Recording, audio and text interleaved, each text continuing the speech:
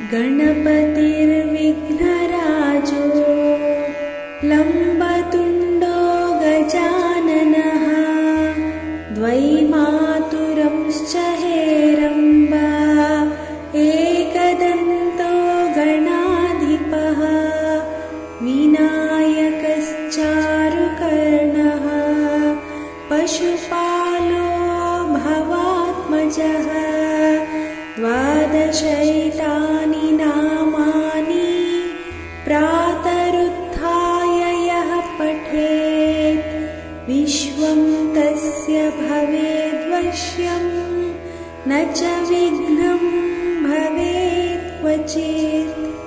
गणपतिर्विघ्नराजो लम्बतुण्डो गजाननः द्वैमातुरंश्च हेरम्बा एकदन्तो गणाधिपः विनायकश्चारुकर्णः पशुपालो भवात्मजः द्वादशैतानि नामानि प्रातरुत्थाय यः पठेत् विश्वं तस्य भवेद्वश्यं न च विघ्नं भवेत् क्वचित्।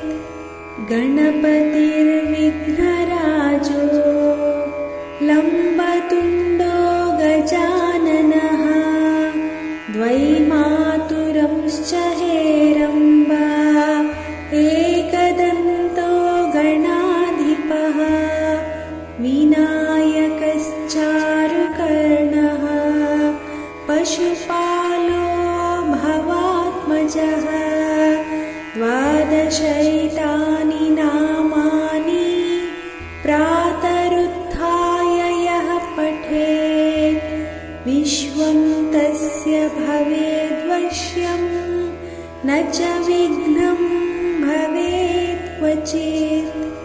गणपतिर्विघ्नराजो लम्बतुण्डो गजाननः द्वैमातुरंश्च हेरम्बा एकदन्तो गणाधिपः विनायकश्चारुकर्णः पशुपालो भवात्मजः द्वादशैतानि नामानि प्रातरुत्थाय यः पठेत् विश्वं तस्य भवेद्वश्यं न च विघ्नं भवेत् क्वचित्।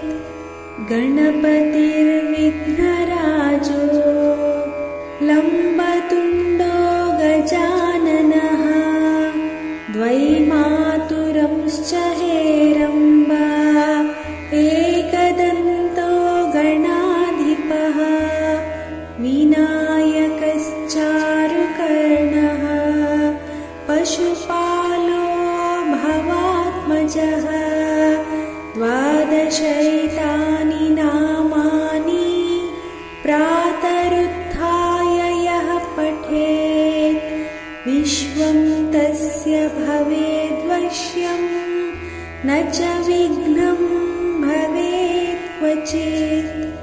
गणपतिर्विघ्नराजो लम्बतुण्डो गजाननः द्वैमातुरंश्च हेरम्बा एकदन्तो गणाधिपः विनायकश्चारुकर्णः पशुपालो भवात्मजः द्वादशैतानि नामानि प्रातरुत्थाय यः पठेत् विश्वं तस्य भवेद्वश्यं न च विघ्नं भवेत् क्वचित्। गणपतिर्विघ्नराजो लम्बतुण्डो गजाननः द्वैमातुरंश्च हेरम्बा एकदन्तो गणाधिपः विनायकश्चारुकर्णः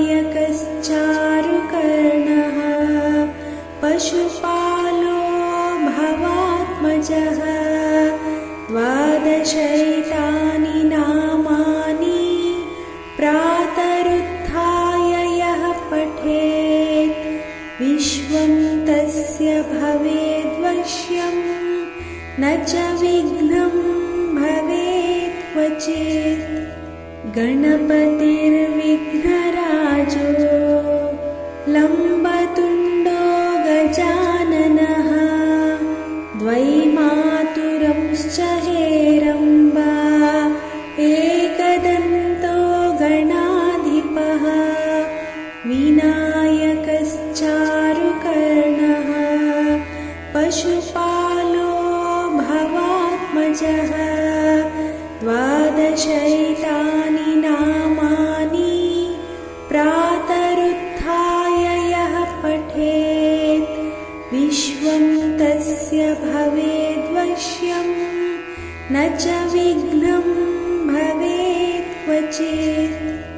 गणपतिर्विघ्नराजो लम्बतुण्डो गजाननः द्वैमातुरंश्च हेरम्बा एकदन्तो गणाधिपः विनायकश्चारुकर्णः पशुपालो भवात्मजः।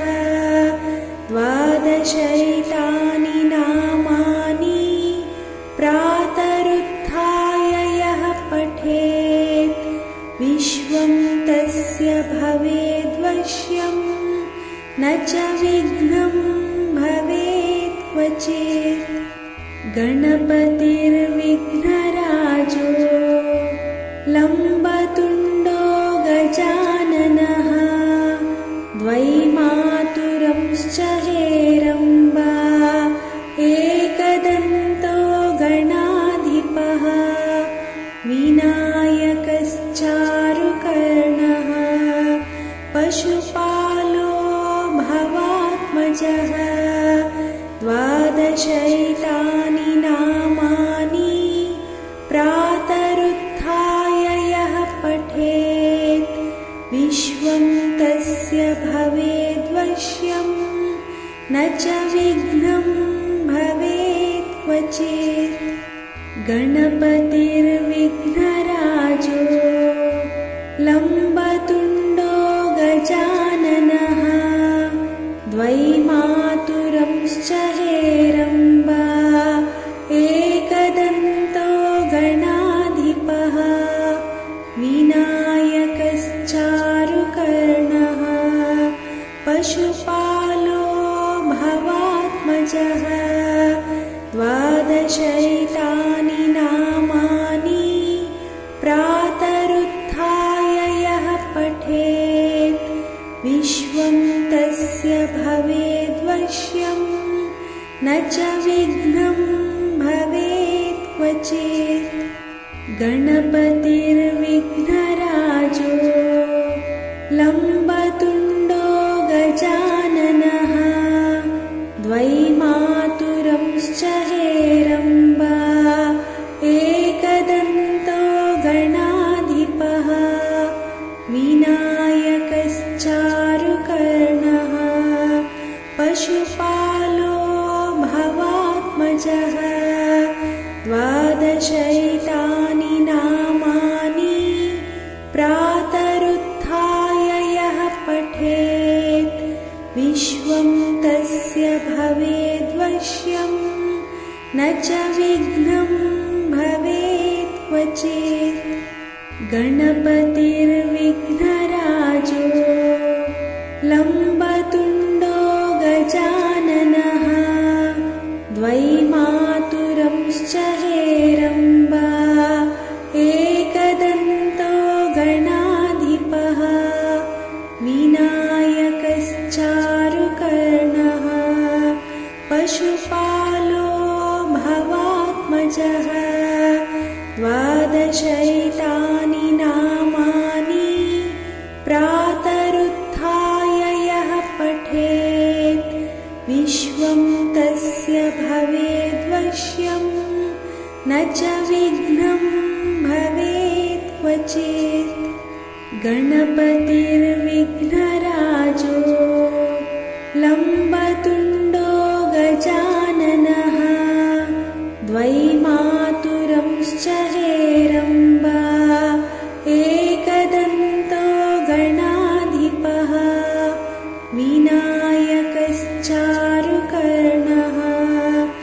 पशुपालो भवात्मजः द्वादशैतानि नामानि प्रातरुत्थाय यः पठेत् विश्वं तस्य भवेद्वश्यं न च विघ्नं भवेत् क्वचित्।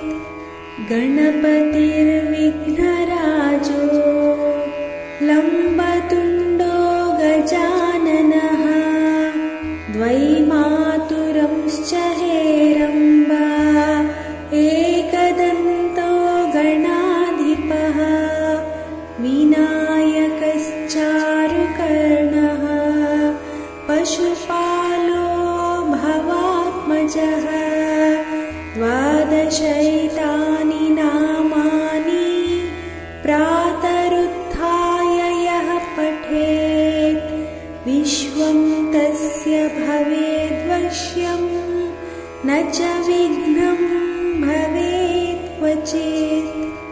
गणपतिर्विघ्नराजो लम्बतुण्डो गजाननः द्वैमातुरंश्च हेरम्बा एकदन्तो गणाधिपः विनायकश्चारुकर्णः पशुपालो भवात्मजः द्वादशैतानि नामानि प्रातरुत्थाय यः पठेत् विश्वं तस्य भवेद्वश्यं न च विघ्नं भवेत् क्वचित्।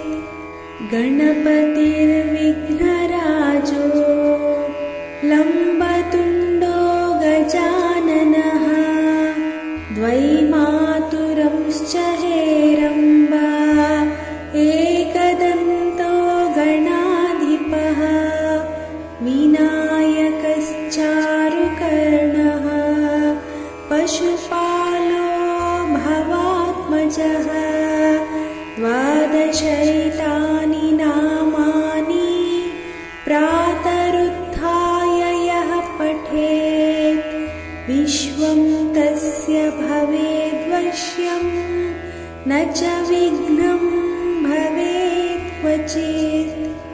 गणपतिर्विघ्नराजो लम्बतुण्डो गजाननः द्वैमातुरंश्च हेरम्बा एकदन्तो गणाधिपः विनायकश्चारुकर्णः पशुपालो भवात्मजः द्वादशैतानि नामानि प्रातरुत्थाय यः पठेत् विश्वं तस्य भवेद्वश्यं न च विघ्नं भवेत् क्वचित्।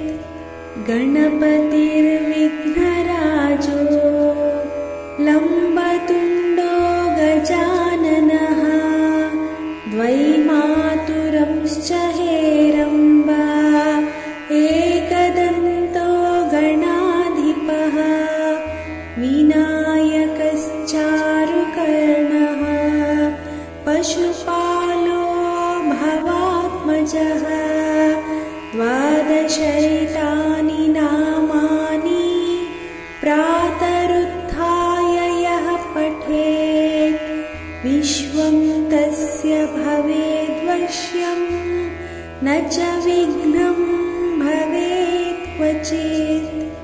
गणपतिर्विघ्नराजो लम्बतुण्डो गजाननः द्वैमातुरंश्च हेरम्बा एकदन्तो गणाधिपः विनायकश्चारुकर्णः पशुपालो भवात्मजः द्वादशैतानि नामानि प्रातरुत्थाय यः पठेत् विश्वं तस्य भवेद्वश्यं न च विघ्नं भवेत् क्वचित् गणपतिर्विघ्नराजो लम्बतुण्डो गजाननः द्वैमातुरंश्च हेरम्बा